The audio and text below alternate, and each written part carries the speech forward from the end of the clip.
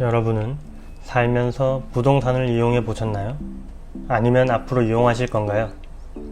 아마도 많은 분들이 부동산을 방문하실 거예요.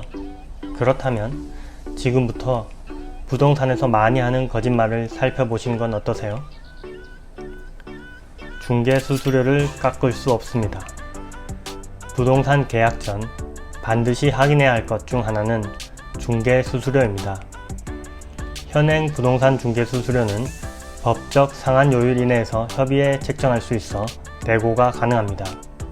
집 가격이 치솟으면서 중개 수수료 부담도 갈수록 커지고 있죠. 하지만 중개 사고가 있을 경우 중개사에게 충분한 보상도 못 받습니다. 부동산 중개사는 부동산에 대한 정보를 제공하고 거래 당사자 간 매매, 교환, 임대차 등에 관한 행위를 알선하고 중개합니다. 주택 매매의 경우 등기부 등본 등 중개 대상물에 대한 정보를 매수자에게 알려주기도 하죠. 그리고 매도자와 매수자 사이에서 가격이나 계약과 관련 일정 등을 조정해줍니다. 그렇게 해서 계약이 완료되면 중개 수수료를 받습니다. 이러한 중개 수수료는 주택, 오피스텔, 비주택으로 나뉘어 상한 요율이 있습니다. 주택 매매의 경우 5천만원 이하는 상한 요율 0.6%, 한도 25만원, 5천만원에서 2억원 미만은 0.5%, 한도 80만원, 2억원에서 6억원 미만은 0.4%, 6억원에서 9억원 미만은 0.5%가 상한 요율이고 9억원 이상은 0.9% 내에서 협의해 결정합니다. 임대차의 경우 5천만원 이하는 상한 요율 0.5%, 한도 20만원, 5천만원에서 1억원 미만은 0.4%, 한도 30만원, 1억원에서 3억원 미만은 0.3%, 3억원에서 6억원 미만은 0.4%이고요. 6억원 이상은 0.8% 이내에서 협의해 결정합니다.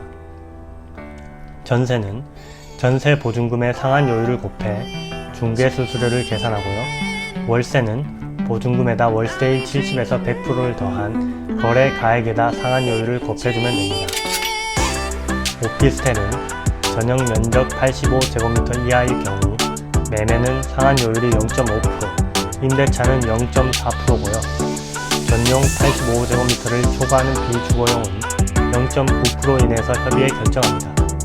주택 이외, 토지, 상가 등도 상한 요율 0.9% 이내에서 협의하면 되고, 해당 내용들 중 잘 살펴봐야 할 것은 이러한 중개 수수료는 협의가 가능하다는 점입니다. 협의만 잘한다면 매도자나 매수자가 중개 수수료를 할인받을 수 있다는 뜻인데, 같은 아파트를 같은 금액에 사도 중개 수수료를 다르게 내는 이유입니다. 예를 들어 볼게요. 10억 아파트 법적 상한인 0.9% 요율을 적용하면 900만원이 중개 수수료입니다. 하지만 협의를 통해 0.5%만 적용하기로 한다면 수수료는 500만원만 내면 됩니다. 그렇지만 이런 협의는 쉽지 않다는 데 있습니다. 부동산 중개업소들이 단합하여 동일한 중개 수수료를 적용하게끔 하는 경우도 있으며, 매수 우위 시장일 때는 계약하려는 이들이 워낙 많으니 덜 받으면서 중개할 이유도 없습니다. 그렇다고 중개 수수료를 절대 깎을 수 없다는 부동산과의 거래는 한 번 더 고민해 보시길 바랍니다.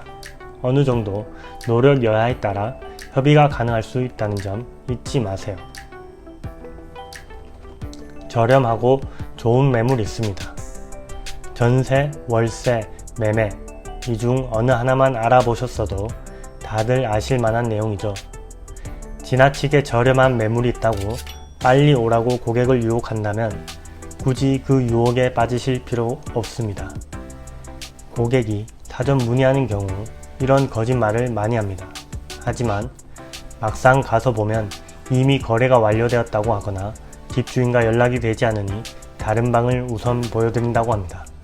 시간이 정말 중요한 시대에서 이런 거에 넘어가서 시간을 빼앗기지 마시길 당부드립니다. 방문했던 사람이 곧 계약할 것 같다. 부동산 중개인이라면 매매자의 불안한 심리를 이용하려는 경우가 있습니다. 이 집을 해야 하나 말아야 하나 고민되는 경우들이 많습니다. 그런 경우 이 집 앞서 본 사람이 계약할 것 같으니 지금 아니면 기회가 없다고 합니다. 그러면 마음이 급해져서 올바른 판단을 내리기 어려워집니다. 그러므로 최대한 참고는 하지만 신중한 태도로 올바른 판단을 내리시는 게 좋습니다. 그 집을 놓친다고 그런 집이 아예 없다는 건 이상한 일이죠. 침착하게 판단하셔도 다른 좋은 집을 찾으실 수 있어요. 가격이 낮으면 무언가 그만한 이유가 있을 가능성이 큽니다.